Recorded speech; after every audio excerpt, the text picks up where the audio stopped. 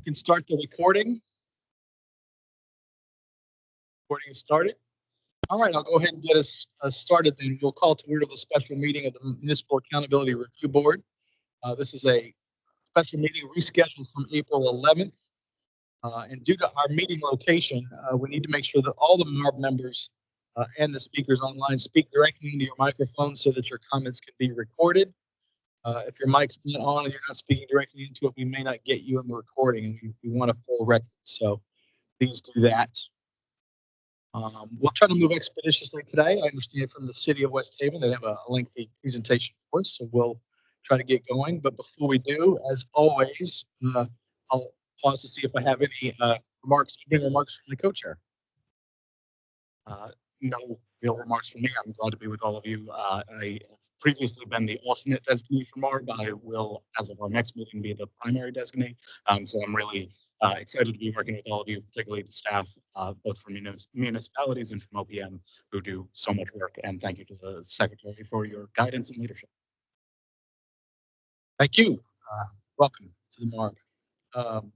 So next on our agenda is the public comment period. We always open with a public comment period. Folks either online or in the room are free to speak. Before making your comments, please seek recognition from the chair. And we'd ask you to limit your comments due to the time constraints of our meeting today. If you've called in by phone, you can press *6 to unmute. And with that, I'll see if there's anyone who would like to make any comments, either online or in the room. Simon, if you could help me look to see if there's anybody with their hands up. I don't see anyone online or in the room.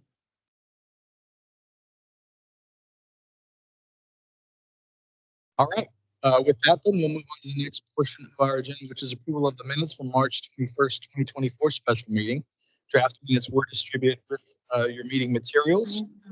Does anyone have any comments or corrections with regard to the minutes from the March 21st meeting?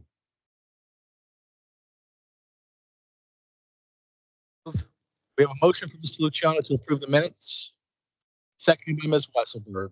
All those in favor signify by saying aye. Aye. Any opposed? Any abstentions? Motion carries. Minutes from March 21st are approved. Will, is the city of Hartford here? We may have gotten started quickly. Oh, they're on there we are. There's Julian. We've got the city of Hartford online then. We've got the subcommittee update. The Hartford subcommittee actually did not meet in March to allow the city and the Board of Ed time to complete their FY25 budgets. Next Hartford subcommittee meeting is scheduled for April 25th, but I think we are looking to move that to May 2nd. So the previously scheduled Hartford subcommittee meeting of April 25th, we will move to May 2nd. That's all right with everyone to accommodate various schedules. And the city and the Board of Ed will present their budgets at that time. We'll then move on to the review and discussion of the city and the Board of Ed's monthly financial report for February of 24. And I see Mr. Freund is online. Do you have anyone else with you there, Julian, or is it just you? It's just me this morning. Okay, take it away, please. Thank you. Good morning, members of the board. You have in your packet this meeting, you have our period 8 report, which is through February. And you'll see that this report is showing that we are projecting a surplus of 14.13 million by year end. This surplus, or this projected surplus, is about $5.86 million larger than last month's projection, which was for the period ending through January. Right now, we're projecting revenues to be favorable by about 13.5 million and some slight favorability in the expenditure side of about $600,000. On the revenue side, our projections have improved by about $3 million over last month. This is almost entirely attributable to recognizing the significant interest income from the city's non-STIF investments. As of the end of February, our income from those non-STIF accounts have already exceeded the budgeted amount by about $2.5 million. This month's report is also showing some improvement on the revenue from building and building related permits. So that increased our projected surplus by about $500,000 as compared to last month. And then two other areas that are contributing, significant amounts to our projected surplus that we've already reported in prior months. Both are sources of state aid to municipalities. One is the city's pilot payment, which exceeded our budgeted amount by about 3.4 million.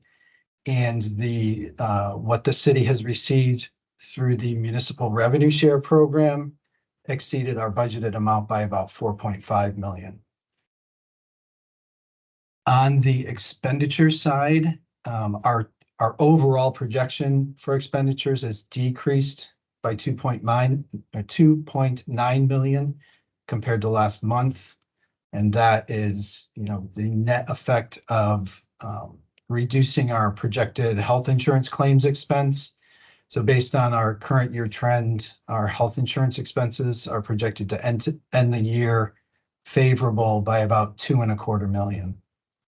And also in the benefits section, we are, that's offset in part by some higher than budgeted Social Security expenses, but also some lower than expected payouts for accrued vacation and sick leave.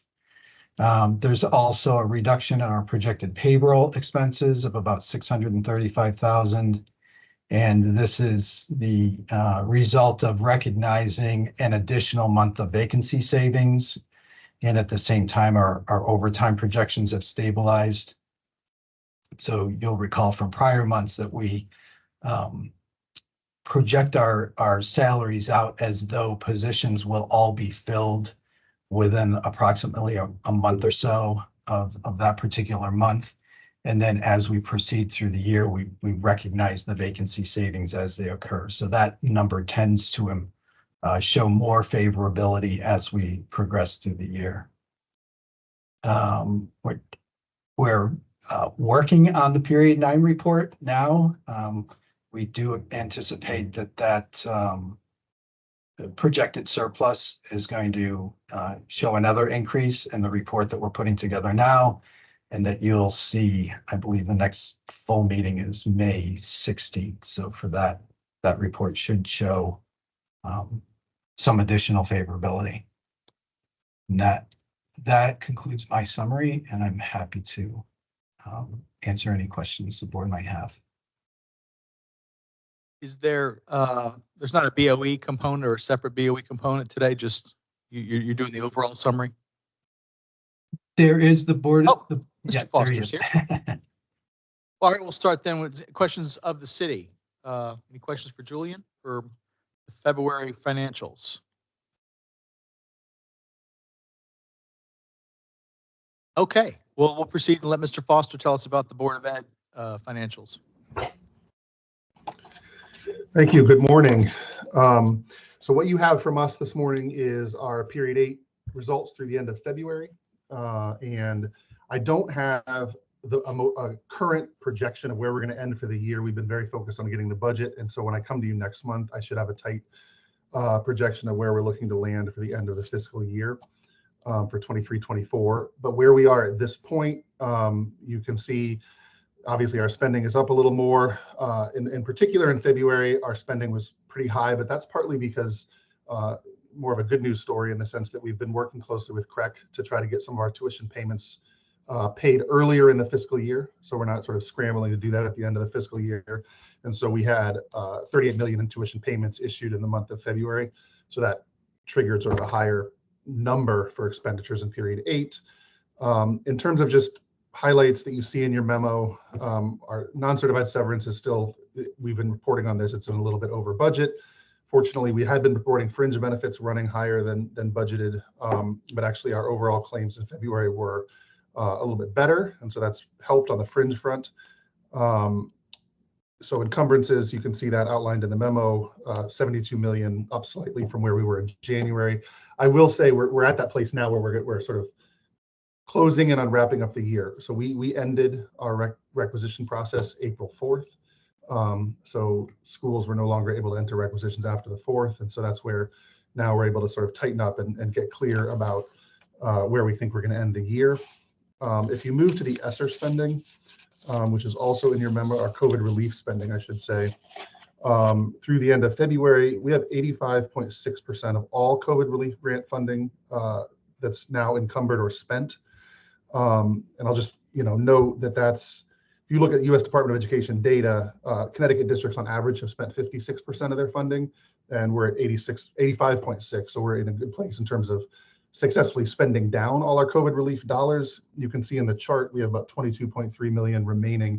I think we talked about this last time we met, but I'll just note that 22.3 million, though it's a big number, we have a number of positions that are funded with COVID relief dollars. Because we don't encumber salaries, a significant chunk of that 22.3 million will go to pay those salaries. Particularly, keep in mind that for our 10 and 11 month employees, we pay through the end of August. So there are 4 pay periods in the summer where we're continuing to pay the remainder of their salary.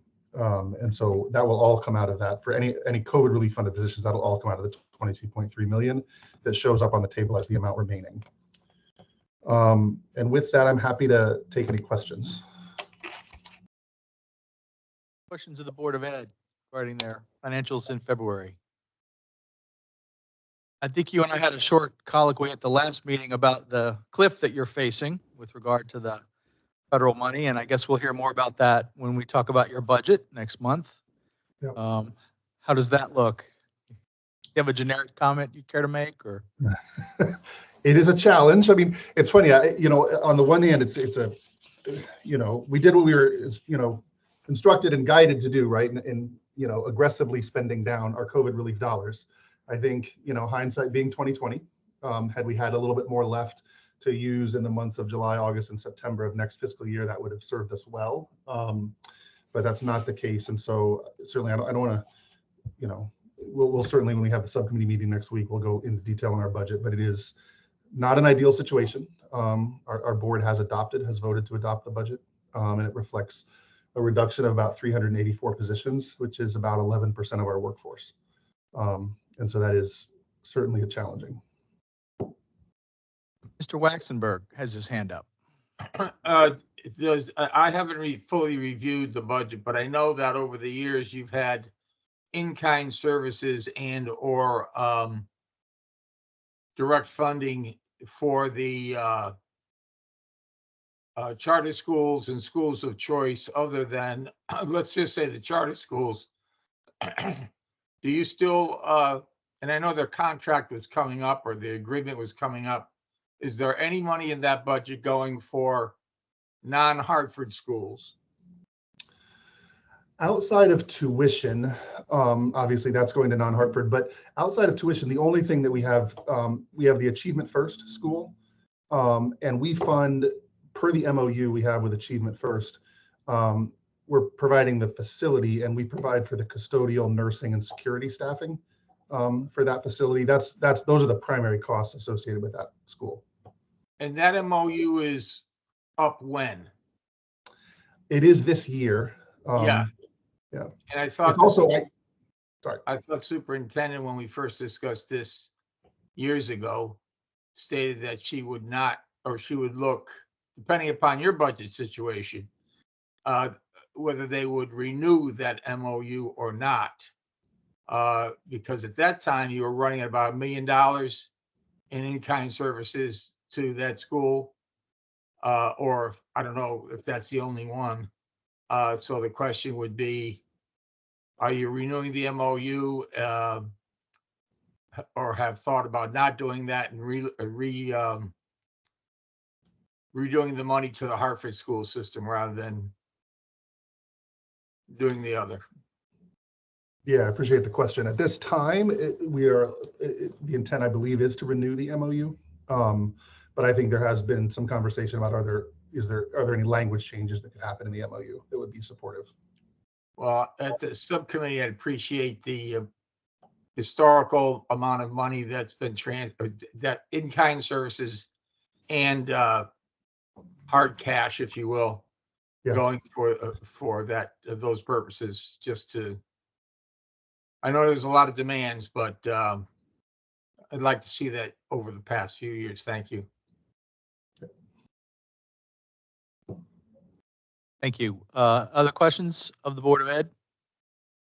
Mr. Foster, in my day job, I have recently had to think a little bit longer and harder about Hartford and its education funding.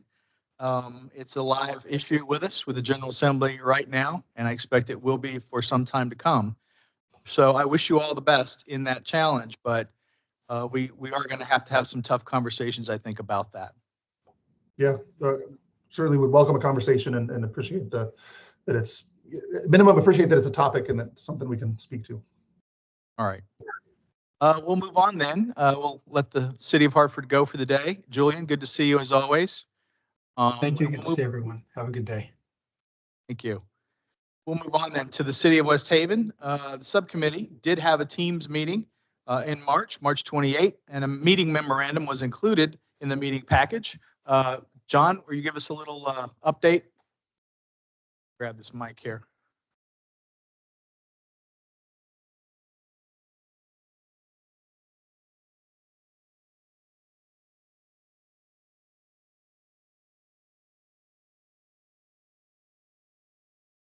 Good morning. Yes, well, we had a meeting back in West Haven on March 28th. Primary focus of that meeting was the mayor presented her budget to the subcommittee, and it was reviewed there. Also at that meeting, the mayor provided her new executive summary on things that are being done in the city of West Haven, as well as the audit findings from the the 22 audit, and then we discussed how the 23 audit was coming along. What we'd like to do is reschedule the April 30th subcommittee meeting to May 9th. After I believe the city council of West Haven will be approving the budget by May 2nd. So we figured if we change the meeting till after they approve it, then the subcommittee can review the approved city budget. Thank you. Any questions of the staff? We'll just move. Yes, sir. El Signo. Yeah, the meeting on the 2nd is going to be on the 9th. Yes. And most likely it'll be a Teams meeting. There questions? Well, then we'll move right into it. I thought to give the meeting a slightly more logical flow, although perhaps that's wishful thinking on my part. I thought we'd start with the monthly financials, which is actually item G. That's the immediate past, and then we'll move hopefully chronologically through the budget and the 5-year plan. But can you tell us about the monthly financials first? That is for February, city and the BOE financials for West Haven. Morning. Coming through the speakers? Yes, I believe it is. So you have before you the results through February, 8 months under our belt.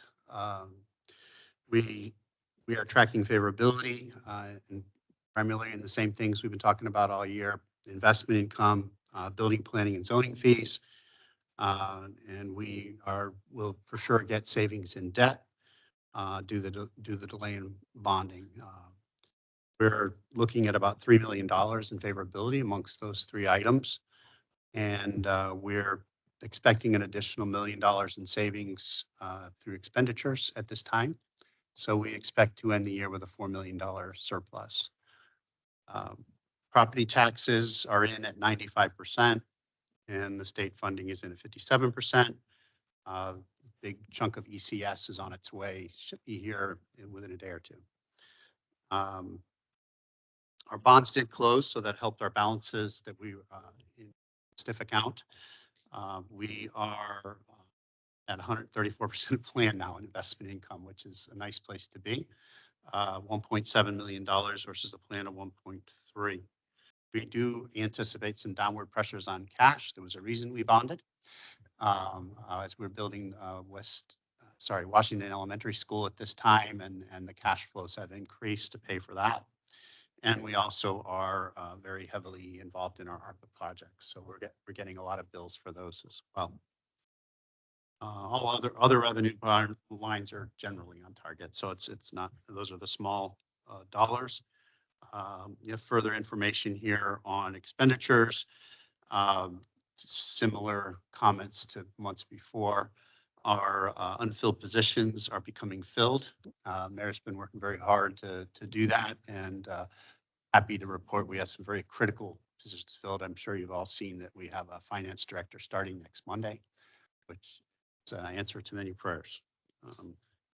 Those are the results for the city. The sewer is generally on plan with just about all of its sewer fees collected. And then AFD, we're looking at a surplus of probably about $800,000. I think a good use of that surplus, and what I plan to try to do is put that into their pension that time. That was driven more by the MRSA. We got a nice chunk of money from the state this year. Oh yes, it was a very important also, Mayor, just reminding me, as part of our bonding, we did bond $11 million for money that we were expecting from the state for the high school. We did get $5 million of that last month, so we're very happy for that, and we very much look forward to the rest, and then we'll be able to pay that bond off very early compared to what our plans are projecting. So that was a very good news story. I see we have Mr. Cavallero online as well to talk about the BOE budget. Yes. Financials category. So we've submitted through period 8 for the end of February. We are in line with historical spending and on pace to end the year with a balanced budget. The one line item that I would like to highlight that we're working with the city with is our property and liability insurance. Over the past 2 fiscal years, we've seen some significant increases in what is being charged to the BOE budget. So there is ongoing communication as to figure out why and if this will continue, and we'll make some budget adjustments for that. Within the next Board of Education meeting, I will be submitting some transfers. Once those are approved, I'll bring them in front of this board. But through February, there has been no spending that would make me uneasy about finishing the budget balanced. Questions from the board for either the city or the Board of Ed regarding the February financials? All right. Very good. Thank you very much. I then had a request. I guess you've got them together anyway, but we thought maybe the 5-year plan first and then drill down into the budget in terms of how the budget carries that out, and obviously details on the budget. So however you want to do that. I see you've got a PowerPoint for us as well as a more detailed budget document. I'll just turn it over to the mayor.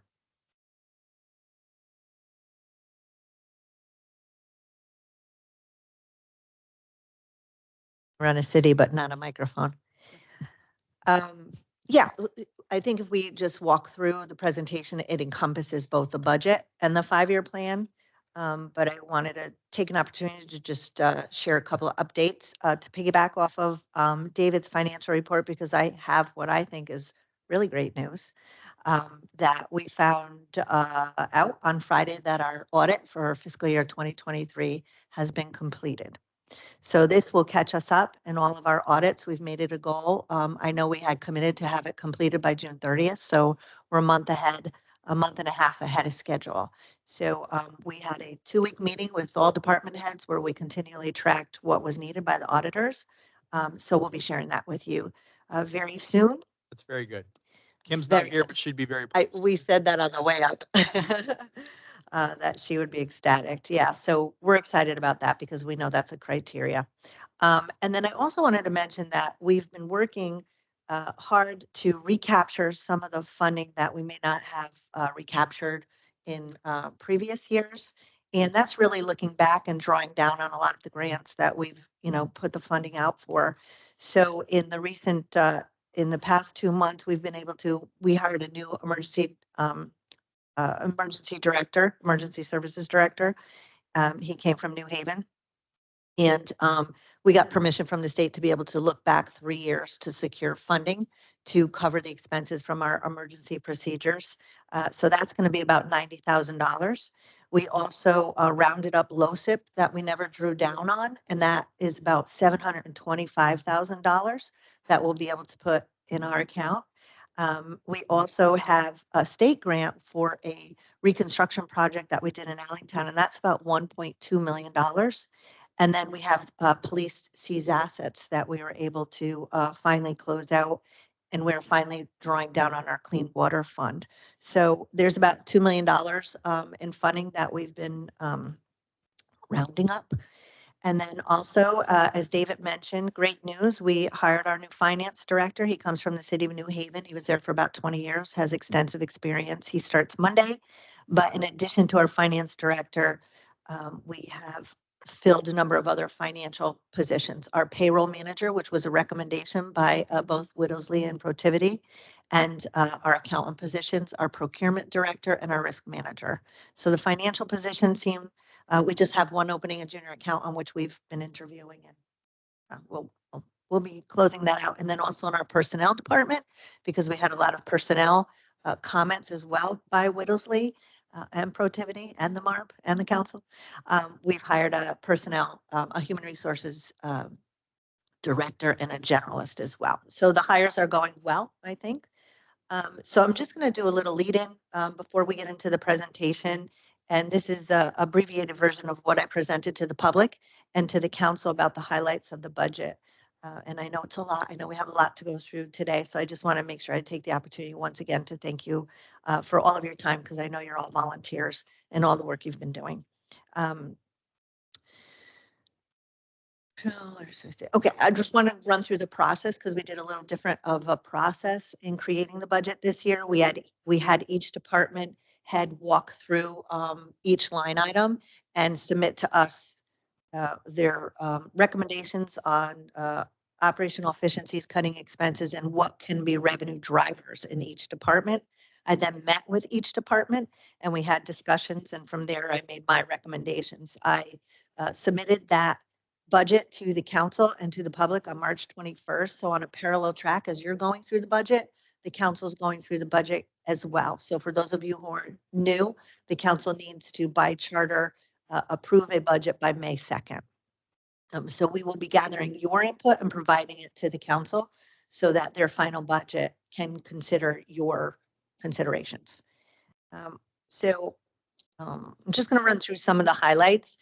And David and I mentioned a bit on the vacant positions, but this is really key because, I don't want to second guess the thought of the prior administration, but I know a lot of positions were kept vacant as maybe a cost savings measure, but really that comes back to us as a larger expense, because not having the employees in those positions invested has created significant overtime. So in order to cut down on our overtime, we need to put people who are experienced and talented in those roles that can do that job and are there for the long haul. We've also had some very high priced consultants that have been working in the finance department. So by bringing in the new employees, we've been able to address overtime in the budget. So you'll see a lot of reduction in overtime in the budget. The budget also, hang on a second. And then also along the lines of staffing, we also have some job eliminations where we saw redundancies or maybe didn't really fit. And I was able to do that because I really wanted to, and you will see in the budget, focus on adding a couple of positions for full transparency, because I wanted to focus on our youth outreach and our elderly and our veteran outreach, because I think those are areas we've fallen short in the past. Some other big changes to the budget: I'm reducing the legal services due to an improved restructuring of our corporation counsel's department. Everything was farmed out, but we're restructuring how we do that. The budget includes a favorable reduction in energy costs. We have an aggressive pursuit of renewable energy projects, but we're also in the process of renegotiating our energy costs. Ricky can talk later on if you want more information on that. We also have an anticipated sale of some city properties that we're going out to bid on that may have not resulted in what we would have liked to have seen in previous years. And that's a one-time revenue, but it helps to offset our non-recurring capital, which helps in this budget year. We also are bidding the collection of untaxed motor vehicles. We had a significant influx of New York and New Jersey residents during the COVID period, and it's been a couple of years and many haven't registered their cars in Connecticut. So we will be hiring a company to help us do that because we welcome them to West Haven, but we want them to pay their fair share. We also have a reduction in expenses due to cost sharing where possible. So we met, for example, with the Housing Authority and, you know, what other agencies in West Haven can we share costs? So for example, with the Housing Authority, we both transport elderly residents. How can we share in that cost? So we did come to a way to share in that cost. So you'll see a reduction in something like senior transportation. That doesn't mean we're cutting senior transportation, it just means we're sharing in the cost.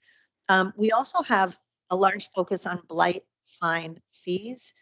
We were not collecting any blight fine fees in the past. There was no structure to do so. So we've created a structure with our legal department in order to collect those fees because we have significant blight and we have a blight task force. So we plan on taking in a lot of funding. Our blight task force has our police, our health department, our blight, our legal team. We're also going to expand our parking revenue program. That has been very successful. So we have parking lots in the city. We, as you know, have one of the largest accessible beach lines in the state of Connecticut, and a lot of folks come and we want to capitalize on some of the parking. We also have a new program for non-resident landlords. And not only it's really for being able to crack down on absentee landlords, but it's going to realize revenue as well. And there's going to be a hefty fine if you don't register for non-resident landlords. That's not only going to help with blight, that will help with our fire departments and our police departments as well, being able to contact landlords of buildings. The budget also has a new structure, which we've talked about in a previous meeting about economic development and our building department. We added an economic development director in this budget. The city had no economic development director ever. Well, I don't want to say ever. I would say in the past 15 years, which clearly we see there's been a challenge with economic development in the city. So it's a critical role. We also, I added a very modest marketing budget. We have had no marketing funds for the city of West Haven, which has not allowed us to really be competitive for business. And then the Board of Ed, the budget also invests in the Board of Education. The Board of Education had asked for funding in previous years. In the 5-year plan, 1.5 million. We actually gave them the 2 million that they requested for support services. The budget includes the police personnel base salary that you all approved and the prior administration approved as well. The Allentown budget, we were able to slightly reduce the mill rate for Allentown, but continue to allow for an investment in the pension. And we did this by re-examining the capital requirements that were in the operating budget before, and that really didn't belong there. And they figured out a different way to support those capital needs. Our sewer operating fund, as you'll hear, and you know we've been talking about, has significant improvements to the infrastructure that's required. This is going to require a $15 per household increase for sewer fees, which is reasonable given the magnitude of what we have to do. So those are the high level adjustments to the budget that I just want to bring to your attention. I also want to mention that there are salary increases that you'll see in the budget unless otherwise indicated. Those are contractual increases that have been planned. And then you'll also see some salaries go up because in the prior budget, and again, I hate to second guess, but I think the thought was if a position was vacant to cut the salary in half, because the thought was that position would not be filled for the rest of the year, which now required us to true up those salaries. So if a position was 100,000 before, The last budget made it 50,000, assuming that position wouldn't be filled. But now we have to bring it back up to 100,000 in order to recruit somebody and to align with the union contract. So you will see salary increases, and often that is the case. The balance is budget, and it also includes the 5% of operating. That is a requirement by MARB.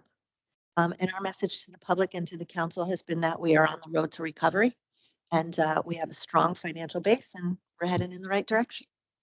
So with that, I'm going to turn it back over to David. Well, while you're doing that, I'll just comment. Thank you for that. I appreciate all of that good news on hiring.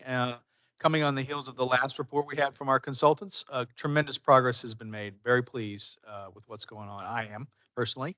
And we have known for some time, and we've talked in this board on multiple occasions about your need to hire up and to pay competitive salaries for skilled positions. That's something that we knew full well you needed to do going forward to get the governance under control. That's the main thing.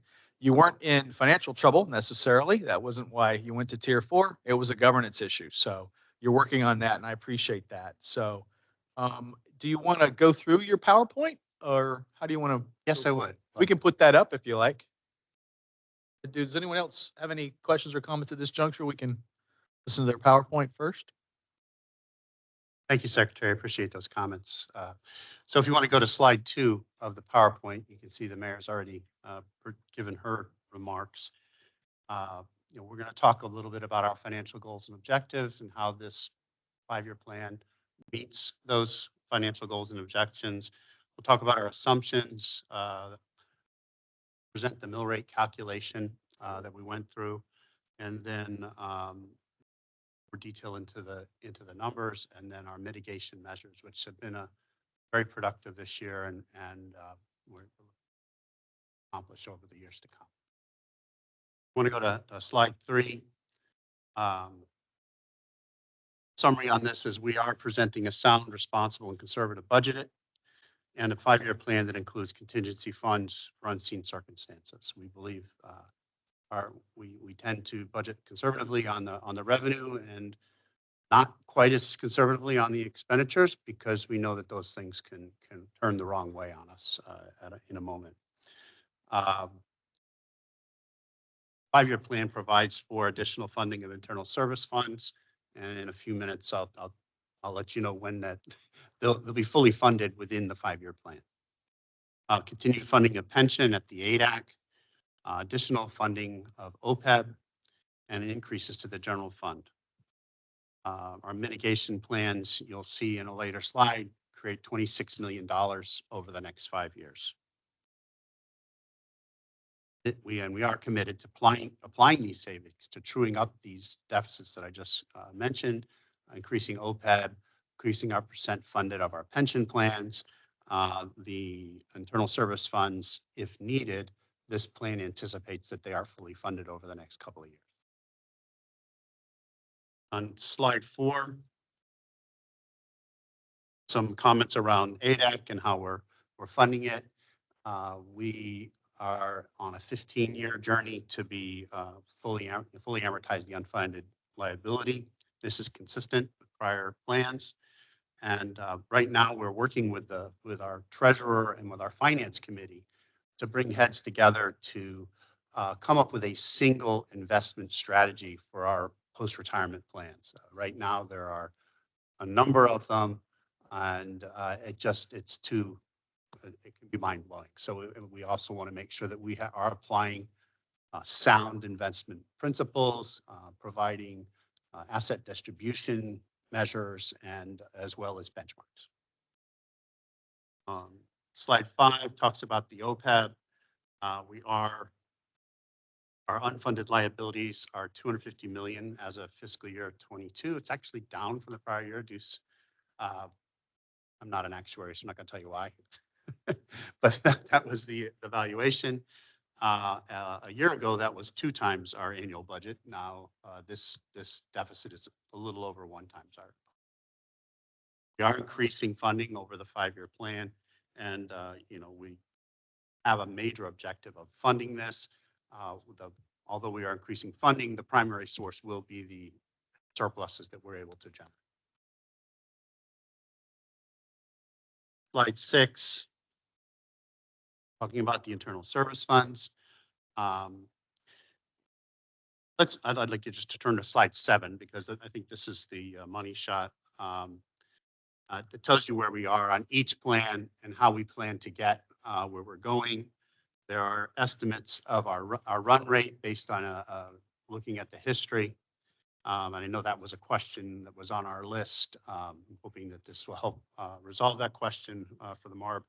Our medical plan is currently overfunded, and we're not looking to touch what we're doing there at the current time, although that, obviously those are funds available to the city.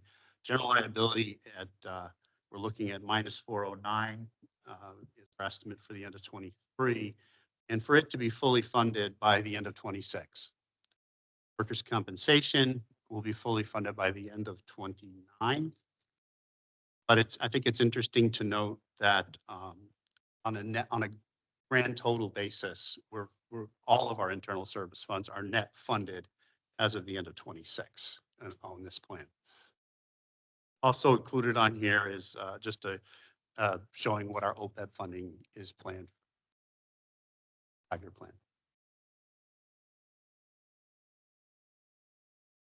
Next slide, slide 8 is regarding our general fund. As I said previously, we are presenting a balanced budget for every year.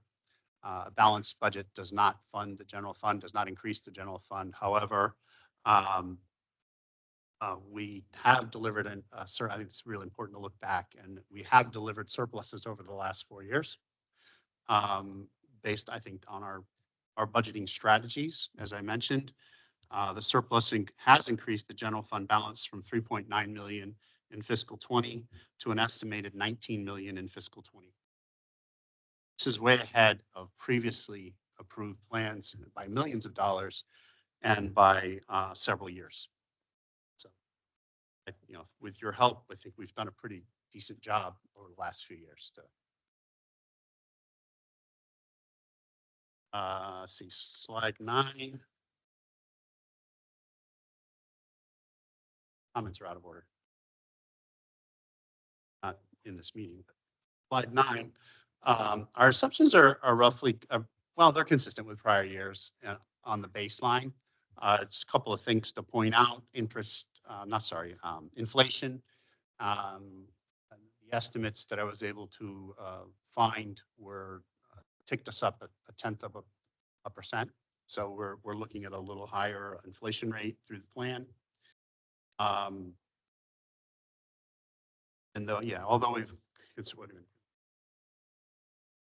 Although we're projecting only a 0.5% increase in our grand list, our early estimates based on actual home sales in the city, we're in a revaluation process right now. We're looking at double-digit increases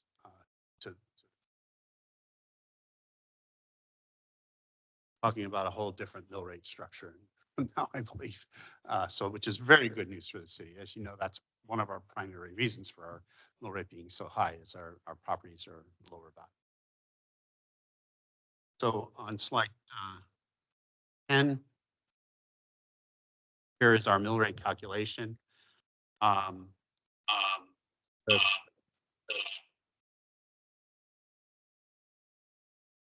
Hello? That's better. That's currently under review by council. We're at 36.6 for 25. The mill rate increases for years after 25 are driven by our financial objectives, and they are impacted by the headwinds that we've discussed in the past. In our pension funding goes up.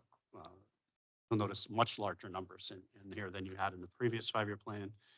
And then our increased education costs, as the mayor was discussing, there's an additional $1 a year anticipated in this 5-year plan for that. Slide 11, again, here's a sort of a summary level, a little less summary level of revenues and expenditures by category, and a reconciliation of the general fund balance. Here's where you can see that we're looking at $19.2 million at the end of this current fiscal year, and how that runs out pretty decent when you compare ourselves to other cities. We'd like to be higher. We'd like more of the 15% range as a long-term goal. But if we were to deliver, budgets against our budgets on balance, we foresee a 10% of.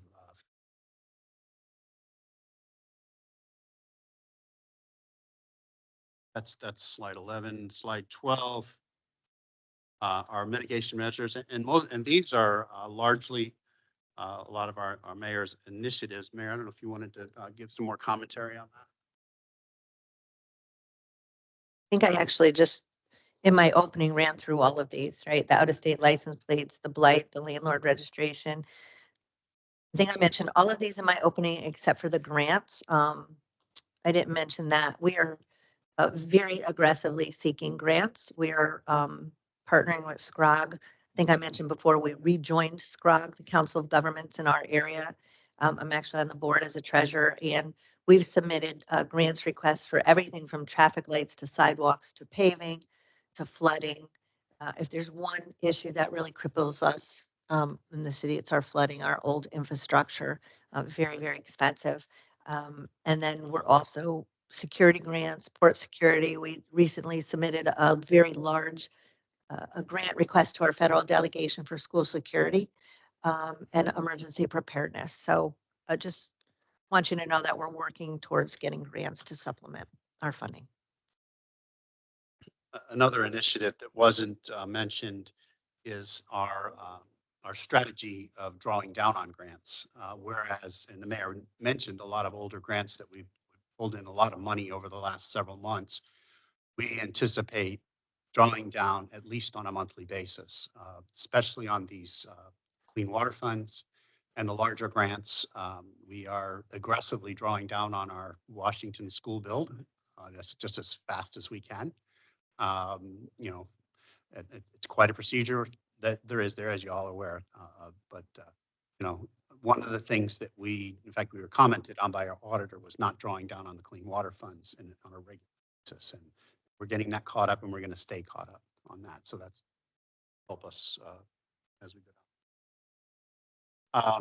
Slide 13 is enumeration of the mitigation measures as we have them planned out.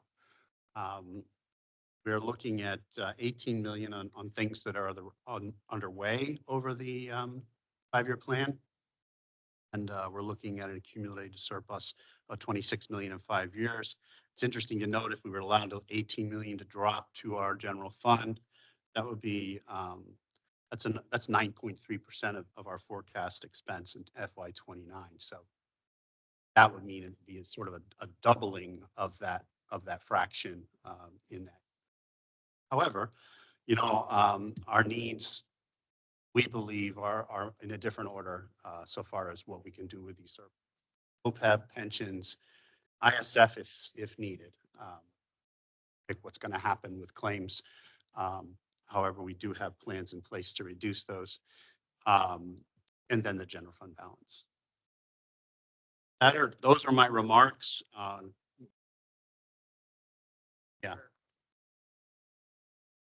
Yeah, absolutely. So one of the things, and you guys did, sorry, the board has submitted a number of questions. We appreciate that, and I hope I apologize that the answers didn't get to you until late last night. However, we have provided questions and schedules to support some of, where appropriate, some of these questions.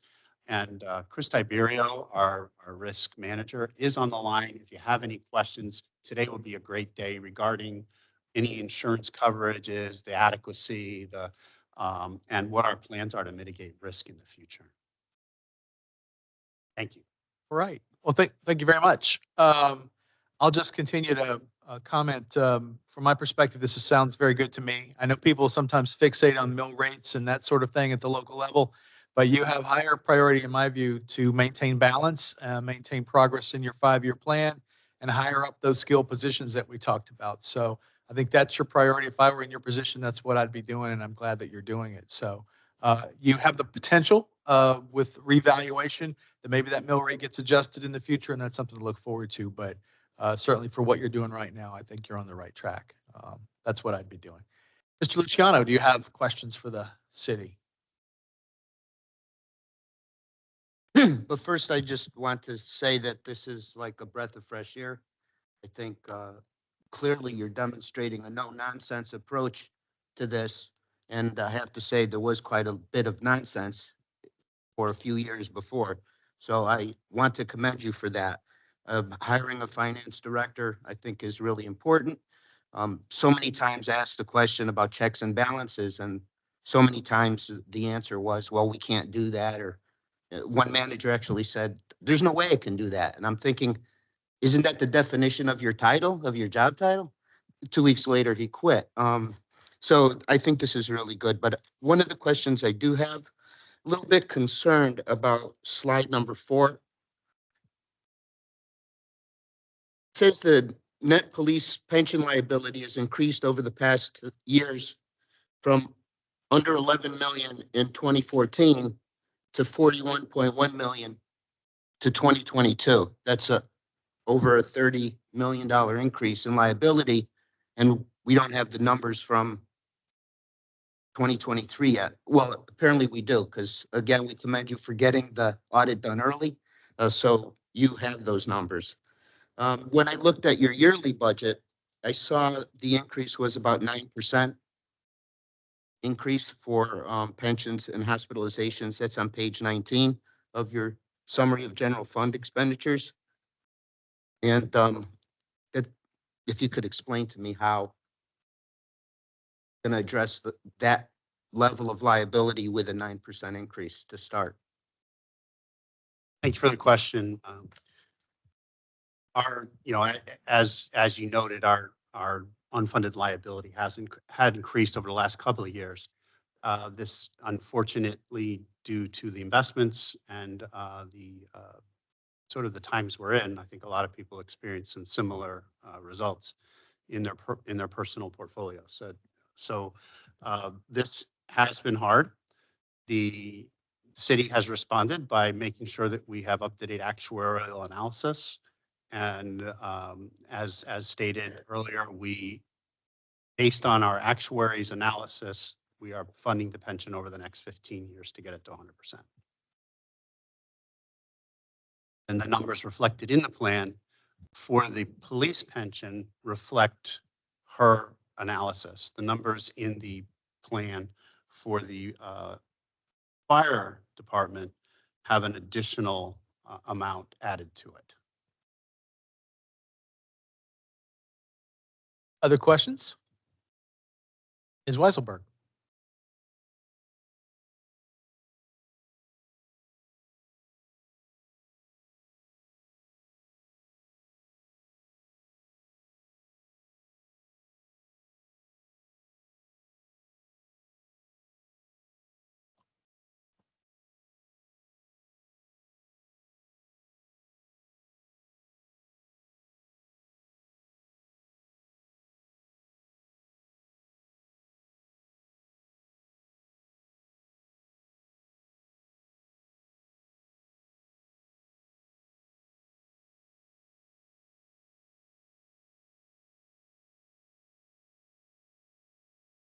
Yeah, I'll turn this over to the mayor in a second. I will say that the limited impacts are in the 5-year plan on the capital.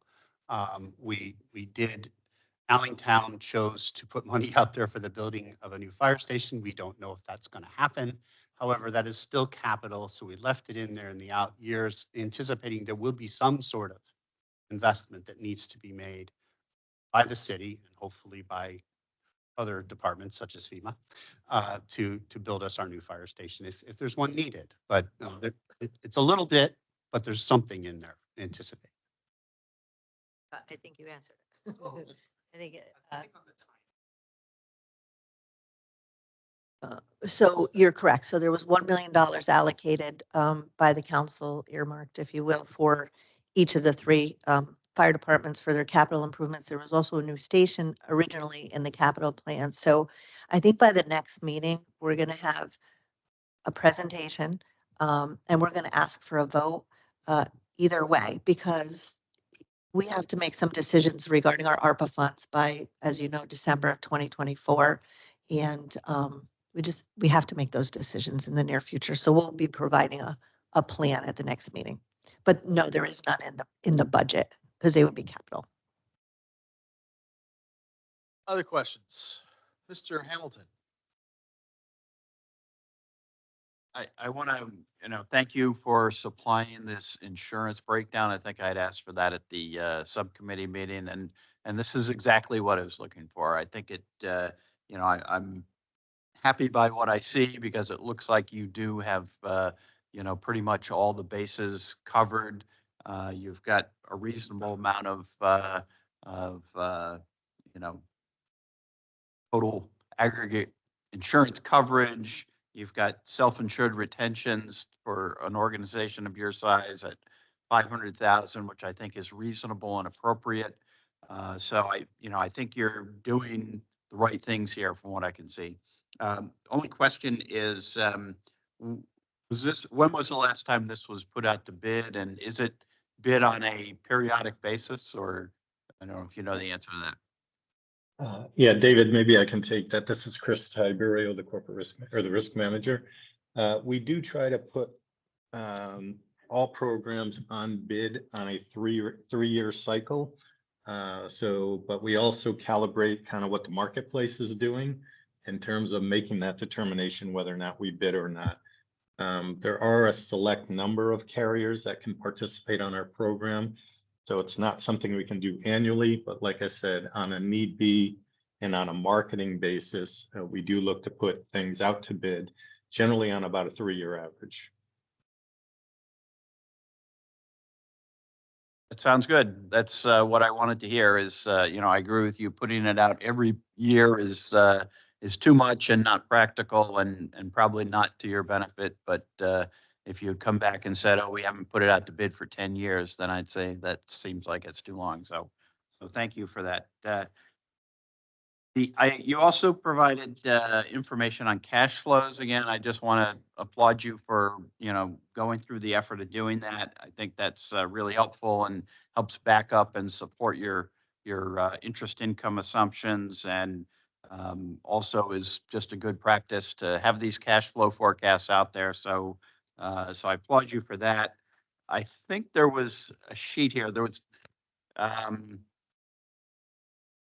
we had talked about getting a list of positions that were eliminated and any new positions in the budget. And I'm not sure if that's what this sheet is, or because you've got filled positions, which I guess these are just positions that have recently been filled but aren't necessarily new to the budget. What I'm not sure I see is any new positions in the budget. And is that the budgeted and vacant, or does budgeted and vacant just mean the position is budgeted and vacant? So that third column is, pull it out. So the one to the left are positions filled, whether they were existing positions or positions we added. So prior to the budget, we added the economic development director and the payroll manager. And then through the budget process, we added somebody for elderly outreach, someone for youth services outreach, code enforcement to go along with our blight initiative. And so if I'm looking at the list that says budgeted and vacant, the bottom one, the elderly services outreach coordinator, is a new position. You said there was a youth services. Is that the youth services coordinator? That's a new. I'm just trying to understand what's actually new to the budget. If it was previously budgeted, then that's kind of in a little different category. I'm trying to see how many positions you added and how many positions you eliminated, and see, do they offset each other? Did you eliminate more than you added? Did you add more than you eliminated? Yeah, I think probably in hindsight, we could have structured this a little differently. I could tell you verbally. Okay, that's fine. Yeah. So the deputy corporation counsel, that's just a revision under the budget and vacant. I'm looking under that column. Yep. Commissioner of planning and development, That salary was increased. That was one of those positions that was cut in half. So that's not a new position. We just pretty much doubled the salary. Zoning and code enforcer, that's new. Grants director, that's a revision from a grants manager, and that goes along with trying to make it a little higher level. That's not really a new position. It's just you eliminated one, but you then. It's revised and the salary's increased. Yep, and it is vacant. Assistant building official, we have 3 of them that are vacant. They're not new. Those salaries are not competitive. Those have been open for a long time. And looking at the CCM salary grade ranges, they're not really competitive. We'd like to increase those. The internal auditor is new. Revenue collection analyst, that's a very fancy word in the tax collection department for customer service for tax collection. That is not a new position. That person was just promoted. Finance administrative assistant, not a new position. That person was promoted. Assistant engineer, that is existing and vacant. It has been existent and vacant for a very long time. That salary is about 115, I think. Just shortage of engineers. We need an engineer desperately. We have an engineer. We need an assistant engineer. Youth services coordinator, that is new. Commissioner of Human Resources is existing, vacant. And then elderly services outreach is new. So actually, it sounds, you added 4 new positions, and then over on the right, it looks like, well, we're calling the grants coordinator. We said that was the one you eliminated, but put in the grants director. So Right. that one, but then you eliminated an organizational development specialist. Yep. Grants coordinator, that's just the revised grants director. So we really didn't we should have just left that off, both the grants director and the grants coordinator, because it's almost a wash. It's an So increase I in the guess, salary. are the other 3 on the eliminated or consolidated? I'm just trying to understand. So the assistant building official was a conversion. So we created the project manager that we talked about to go along with economic development. So we eliminated one of the assistant building officials in order to create that other position. We had 5 assistant building officials that were vacant. So we took one and created a project manager in economic development, and we could revise this. I know it's. Wait, so that is I'm just trying to gauge whether or not I should count that as a position elimination. It sounds like perhaps. It is a position elimination in lieu of underfilled the project manager. So yes, that isn't an additional body. It's a swap out for different. So was that a vacant position or? Project manager, I made the offers this weekend to the economic development director and project manager. But it's new. And the assistant building official, was that vacant or? It was vacant. That was vacant. Yep. And the administrative clerk? Energy assistant was eliminated. That was eliminated. It appeared to be a redundant position in human resources. Any of the positions filled and? Yes. That one was filled? Yes. So we're working with that individual. And, there's contractual rights to bump into a position. But we also have, because we have all those other vacancies, we're trying to find the right fit so that we keep that individual, but it has to be the right match as well. And it has to be something they're interested in. So going back to the first one, the organizational development specialist, that was one that was vacant, but what, did you convert that to something else? No, eliminated it. Okay. So if I'm calling the grants coordinator a conversion because we didn't add the grants director as a new position on the other side, it sounds like you added 4 positions and eliminated 3 positions. Do you think that's fair, or did I? Hold on one second. Not accurately get the net? I would say 6 because the economic development director and the payroll manager. But weren't they were in the prior year budget? Yes. Right? No. Economic development director was not. We didn't have one. Okay. But for But for Economic Development Director, we had a line item in the budget that was called Economic Development Consulting for 100,000 that was never tapped into. So we took that money to create this position. So it wasn't the only thing prior to the budget that we added to the bottom line was the payroll manager. Now in this budget, you're correct. We added 4, we eliminated 3. The payroll manager and economic development were actually mid-year. They're this year, right? Correct. Correct. Okay, I think that I don't have any problem with any of what you've proposed. I think it makes perfect sense. I just wanted to understand it. Yeah, nope. And we should have, it's a little murky. Mr. White. Yes, thank you. I'd like to also commend the city. I was particularly impressed with the answer to the question, did the city seek out a consortium of municipalities to bid on life insurance? And the city responded that we weren't aware of any, but we may lead an effort to do so. What a refreshing change of approach. So I appreciate that. Can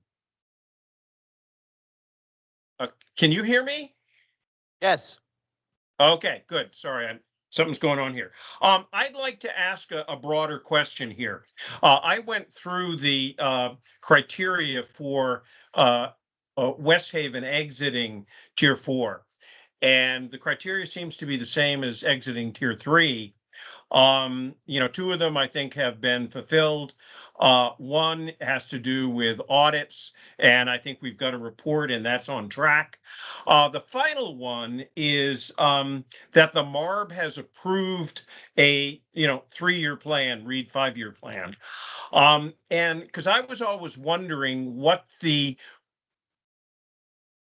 relationship was between exiting and curing the findings that got them into Tier 4.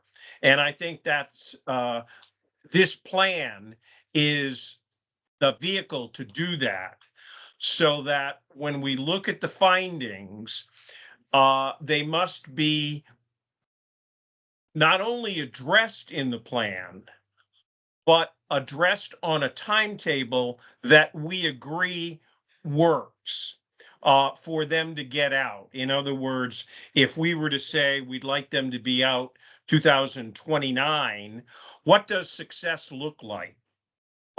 It means things like, what is the appropriate fund balance? There's some trade-offs. Do we put more money in pensions and build up the general fund? And I just think we ought to have a common understanding of what the goal is. The internal service fund, that's great news. You're taking care of that. OPEB, I think we have to have a discussion about what the end result on OPEB should be for the city, for the fire department. Similarly with pensions, I heard a 15-year timetable. Are we comfortable with that? Because I think we want to be on the same page. I mean, tremendous progress has been made.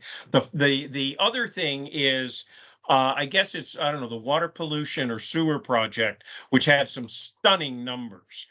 And I guess I don't quite know what to do with it, but I'm putting it on the table for discussion.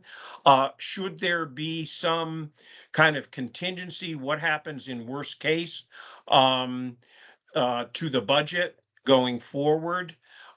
Is that an impediment to the city leaving? But anyway, I think we won't have to do this before the budget is approved, but I really would like to have a conversation about goals. What is it? What does success look like at the end of 5 years, 3 years, 7 years, whatever it may be, just so that we're all heading in the right direction, or the same direction. Okay, we will respond to that as a staff and begin to have that thought process.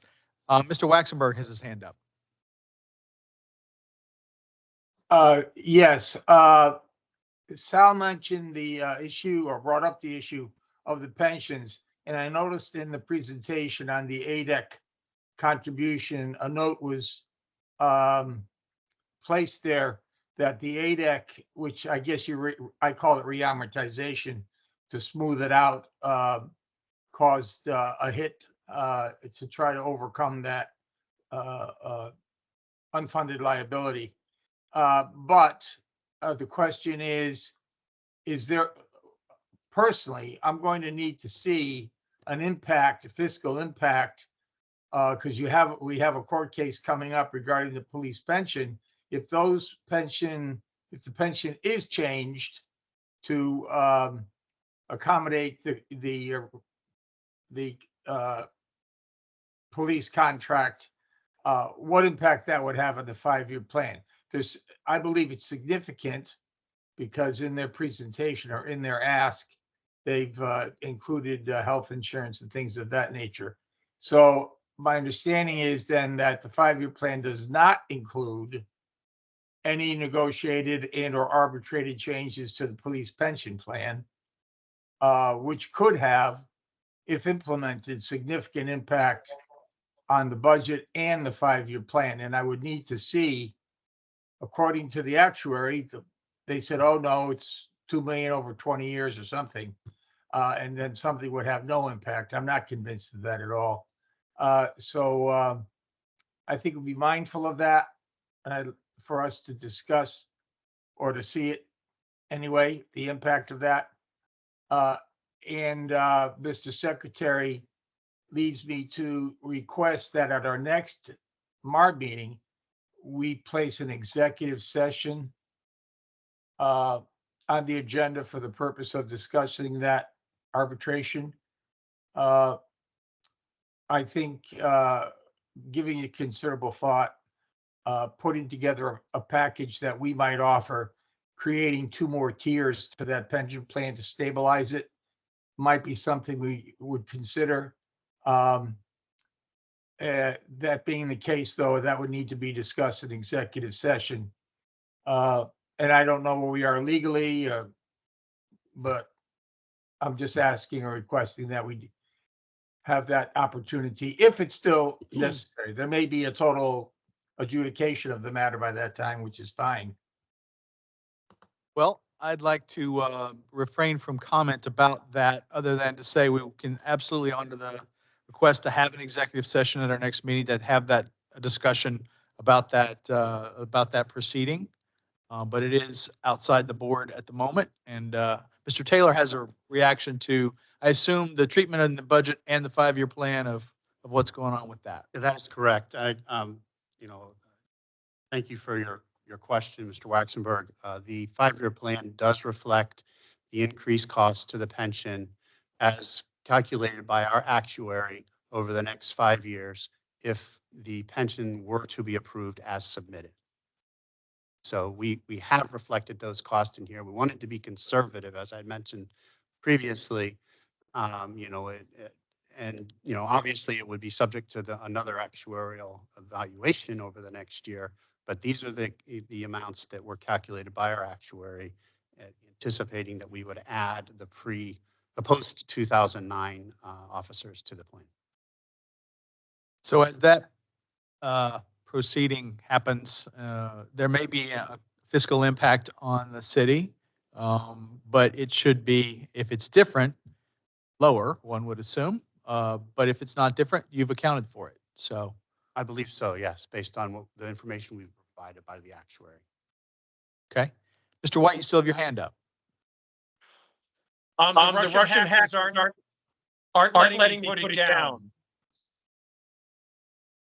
Okay. But there's 2 of you. Sorry.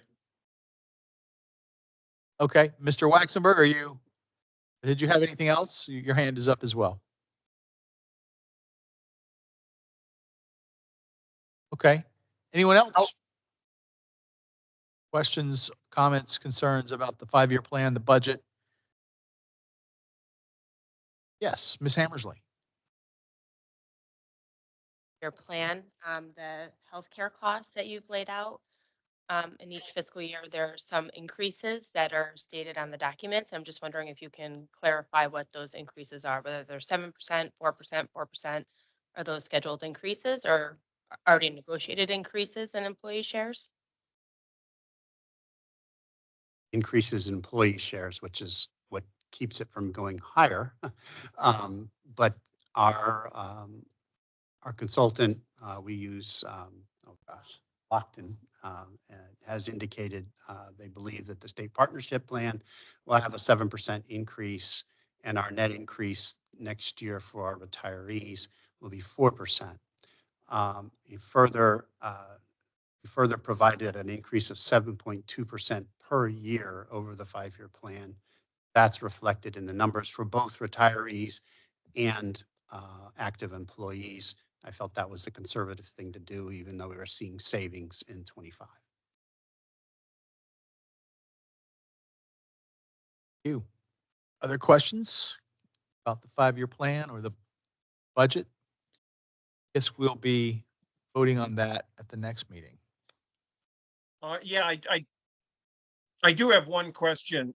My Yes. my hand is really up. I wanted to know if the Cohn-Resnick report that said the city would owe money back on COVID, if that's been resolved. Baylor?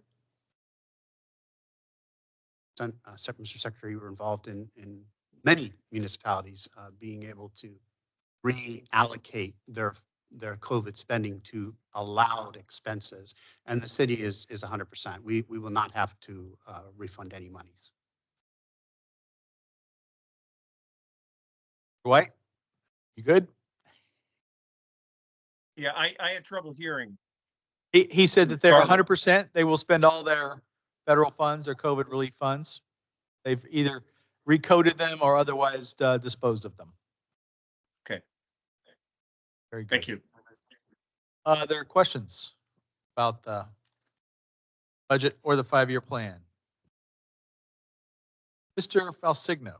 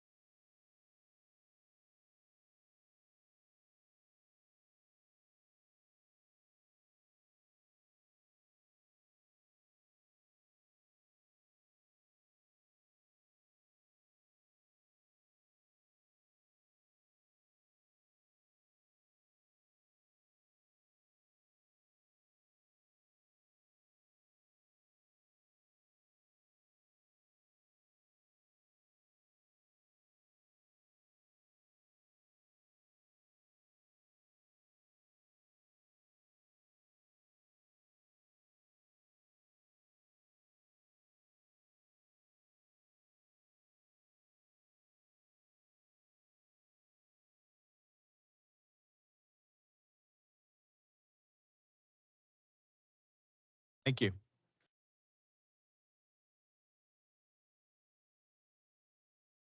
All right. Then we can move hopefully to our next item. I'm going to go slightly out of order again, and let's dispose of these non-labor contracts first, and then we can end on the action plan update. So we have item F is review, discussion, possible action on the PKF O'Connor Davis Professional Audit Services for FY24. City of West Haven is looking to hire PKF O'Connor Davies to provide auditing services for fiscal year ending this year, June 30, 24, at a proposed fee of $178,400. That was the only firm that submitted a bid for this work, and they have been auditing West Haven the past few years. City Council has the auditing services on its April 22 agenda. How did that go? It was approved by City Council. It was approved by the City Council. Up to the minute information here. Staff is recommending that the MARB approve that contract to perform the financial audit for 24 fiscal year, but subject to them being approved by the council, which they were. City can provide an overview. Once again, you've done a pretty good job. Oh, hang on. He's going to give us an overview first. You've done an excellent job. I don't need to add anything. Okay. Well, Mr. Luciano moves approval of the contract. Seconded by Ms. Weisselberg. Any discussion? All those in favor signify by saying aye. Aye. Aye. Any opposed? Any abstentions? We'll move on to the next contract, which is the Rarig Pacific Company purchase of recycle bins. I think we purchased some kind of solar disposal thing last time, right? This is recycle bins. This is for the recycling program for 16,000 65-gallon recycle bins that will be provided to city residents. The recycle bins total delivery price is $846,350. The vendor is Rarig Pacific Company, which is part of the Sourcewell contract, a purchasing co-op used by the city of West Haven. City Council at its May 31st, 2022 special meeting approved the use of $1 million of ARPA funds for recycling and reuse center. At its April 8, 2024 meeting, the City Council discussed and approved the purchase of the residential curbside recycling containers. This will be funded by ARPA funds. It's a grant from the Recycling Partnership Residential Curbside Recycling Cart. City to provide an overview. Yep. So in our ARPA funds, originally there was $1 million put aside for a transfer station. And as time marched on, we realized that wasn't necessarily feasible, nor did we have the funds to sustain that going forward, and needed to make some decisions again by the end of 24. So in keeping with the spirit of recycling and waste reduction, we decided to enter into a program for large recycle bins. Right now we have the small recycle bins. We probably have the smallest in the state. Not only does this give an opportunity to recycle more, but they are a hazard, right? The stuff blows all over the street. It's a problem for our public works, problem for our public safety. These will be branded. These will have a software program where you could actually track the waste. We're not quite sure we'll continue with that program. And they have lids on them, so that'll keep the rain out, which will make it less heavy. So we're actually really excited about this program. All right. Very good. Questions, comments about the recycling bin contract?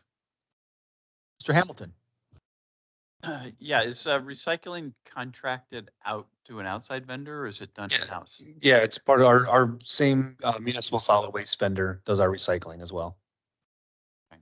And I think I'd asked, it had some discussion at some point about whether or not the city was moving, well, since it's not city workers, I guess doesn't directly affect your workers' comp, but about whether or not you were moving to bins that are picked up mechanically as opposed to. So these bins can be picked up mechanically, and we are going to bid our municipal solid waste contract this summer. We will add that as an ad alternate if they have the ability to pick them up with a mechanical arm. I mean, I think it probably is more efficient and certainly is safer for the workers who are involved in it. Sure. So. Altogether, $846,000 is the total contract. And I just, Yes. I just wanted to add that we also saw and are getting a grant that's going to pay for the branding and the marketing of the program for the rollout. So the grant's about $240,000 to supplement this. Donna. Were the bins competitively bid? This is a Sourcewell contract, so we did not go through a bid. The recycling grant partnership where we got Rarig Pacific as their vendor of choice, and they were on a Sourcewell contract. So in order to take advantage of the grant, we went with their vendor. Saliciano, motion to approve. Motion's been made to approve the contract. Seconded by Mr. Alvarez. All those in favor signify by saying aye. Aye. Any opposed? Any abstentions? Motion carries. Items approved. So that brings us near the end. We have one item left, was the Tier 4 action plan update. We don't actually have our consultants with us today, but a copy of the status report for both our organizational assessment by Whittlesey as well as our finance manager Protivity was included. If members have questions, staff can try to respond to that, but good progress is being made. We had a great report at the last meeting. Looks like for Whittlesey, we're fairly deep into phases 2 or 3 there, and more to come. And Protivity reports on what they're doing there embedded with the city. Mr. White has already started to think ahead to how we end our relationship in Tier 4 here with West Haven, and so we'll start doing that in the near term with the staff. We will get that figured out, but good progress on both of these with both of these consultants will be certainly a prerequisite for me and finishing up all of their action items before we move them out. Any other questions, comments? Mr. Hamilton. Well, since a couple of other members already opened the door to fire districts, I was actually thinking about the West Haven fire districts over the last month and kind of toying with the back and forth in my own head about whether or not there's any other sort of way forward with the fire districts. And I know on the one hand, you've got West Shore and the Center District that are standalone legal entities with their own set of liabilities, which are, obviously they've got significant unfunded liabilities in the area of their pension obligations and in their OPEB obligations. And I think, we've always avoided the notion of, wanting to suggest that they should fall under the city, because if they were to fall under the city, as Allentown is now under the city, along with them come hundreds of millions of dollars of liabilities, and everyone throws up their hands and says, well, we don't want that. And I understand that. But the other side of me was thinking about it, well, we don't want that, or you don't want that.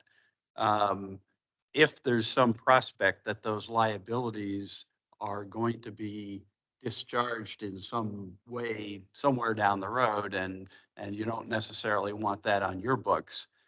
But the liabilities are really all associated with the retirees of those 2 fire districts. These are, firefighters who served in West Haven for, their career, and their spouses and their widows and so on.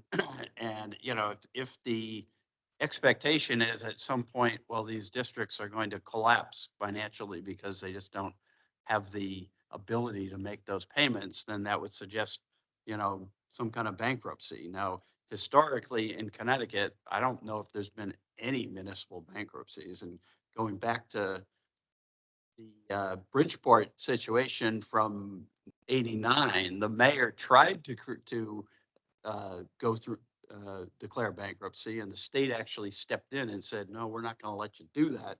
And that's when the first review board was created. I think at the time the state felt, I certainly know I felt as a municipal official, there were, negative spillover effects on all the rest of Connecticut if we had a municipality declaring bankruptcy. Now, in the last 30 years, that's changed a little bit. There's been municipal bankruptcies in Detroit and Vallejo, California, and a bunch of other bankruptcies have occurred. I'm not sure there's the same, feeling about municipal bankruptcy now that there was 30 years ago. But I guess where I'm going with this is, it seems to me from a financial standpoint, keeping these districts separate and standalone makes sense if we thought there was going to be a bankruptcy at some point in the future. But that only is beneficial from a financial standpoint, not from the standpoint of certainly the folks who are going to be hurt from that bankruptcy, which is essentially the retirees, the retired firefighters and of those districts. So I guess I'm raising the issue of, does it make sense to reconsider this whole thing? And if you were to bring all these districts under the city, then, what would that mean, and what would that look like if that's an option that ought to at least be talked about? And I'm just throwing it out because it was floating around in my head. And maybe it's something that our consultants working with West Haven, can talk about. And again, I think there's pros and cons on both sides to it. But seems to me if you did have one fire department, there would be some efficiencies that you would realize. You would have then presumably, one chief, and you'd have a more robust fire department from the standpoint of succession planning and just overall, professionalism of your fire department, because you wouldn't be broken up into three smaller units. And so I think there is some savings there. It's relatively modest, certainly compared to the massive liability. But if we really can't picture that this liability is really going to go away, because going away means a bankruptcy, which means, the ones left holding the bag are the only creditors essentially are the pensioners of those fire districts. So anyway, I just throw it out. But Happy to explore that. I see some hands have gone up. Mr. White. Yes, good observation, Tom. And I think it's good to raise it with the consultants. When I first joined the board, I looked at that. I teach bankruptcy, and to try to figure out how to do that. There is a municipal bankruptcy. Retirees are entitled to kind of representation. You can't interfere with their rights without some kind of process. The other thing, though, is how to get the fire stations and equipment over to West Haven. And that would require money. A model, it may not be the only one, is either in a bankruptcy or not. West Haven says all these stations and equipment are worth X. Here is X. That money goes into a pot for the two districts. And that money would go to creditors, mainly retirees, to the extent it's there. In other words, what West Haven contributes is not the retiree obligation, but the value of the stuff they're taking. Where they get that money and so forth, I don't know. And there is a state statute about how you dissolve independent districts. But I'll dust off my notes if I can find them. But I do think that's worthy of exploration and discussion. Whether it's, I don't know how these districts are going to pay it off. But yeah, I do think that's good. Whether there's other ways to deal with it, I don't know. But I do think that is something perhaps that would need to be resolved one way or the other before we stop meeting like this. So. Fair enough. Mr. Waxenberg. Yes, as you know, I've had concerns about this for 6 years that we've been together. But besides that, don't forget, we do have a fire study report that was done 5 years ago that made various recommendations short of the city taking them over. And there was total lack of cooperation by the fire districts in implementing any of those proposals. Mr. Hamilton at one time talked about the investment moving to one investment type of operation. That was thoroughly rejected. So what we were left with, as you know, is total non-cooperation and unwillingness by the fire districts to look at ways in which operations could be somewhat centralized without being under the city like Allentown. But I do think that the major concern is the $200 million liability that goes along with taking them over. Doing the research like Bob did, there are ways of doing this. The question is, do we believe, as Mr. Hamilton put it, if they're headed for bankruptcy, which I think they are, whether it's 5 years down the road, 10 years down the road, it's going to affect somebody negatively.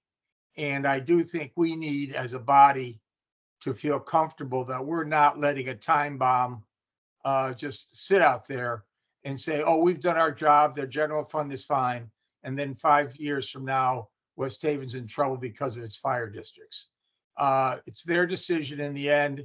And maybe they're definitely, I shouldn't say definitely, but the likelihood is you're going to need some statutory help to put these pieces together.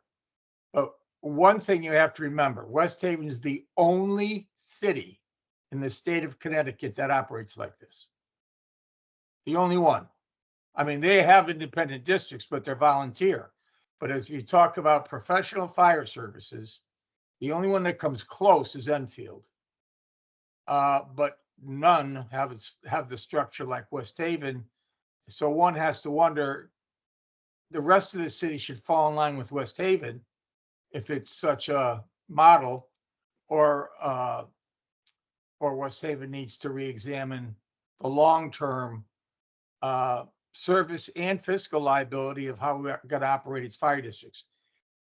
You know, for whatever reason, if there was political decisions on the road to keep these independent, that was down the road. I just feel very uncomfortable leaving as a member of this board